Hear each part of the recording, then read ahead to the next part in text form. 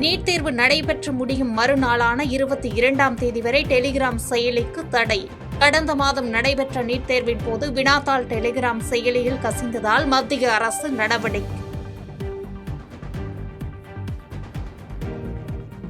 நெல்லை பாளையங்கோட்டை ஆயுதப்படை மைதானத்தில் ஹெலிகாப்டர் மூலம் நீட் தேர்வு வினாத்தாள்களை பாதுகாப்பாக கொண்டு வருவதற்கான சோதனை ஓட்டம் வெற்றி. நீட் தேர்வு வினாத்தாள் கசிவை தவிர்க்க சென்னையிலிருந்து நெல்லைக்கு நடைபெற்ற இந்த சோதனையின் போது பாதுகாப்பு ஏற்பாடுகள் மற்றும் வினாத்தாள்களை குறித்த நேரத்திற்குள் தேர்வு மையங்களுக்கு அனுப்புவது குறித்து அதிகாரிகள் ஆய்வு. சென்னை போயஸ் கார்டனில் உள்ள இல்லத்தில் ரஜினியை சந்தித்தார் தமிழக பாஜக தலைவர் நயினார் நாகேந்திரன். பிரதமர் மோடியின் 12 ஆண்டு சாதனை புத்தகத்தை ரஜினியிடம் கொடுத்து மகிழ்ந்ததாக நயினார் நாகேந்திரன் தகவல். செய்திகளை உடனுக்குடன் தெரிந்து கொள்ள கீழ்கண்ட கேபிள் மற்றும் டிடிஎச் நெட்வொர்க்குகளில் எம்நாடு செய்தி தொலைக்காட்சியை காணுங்கள்.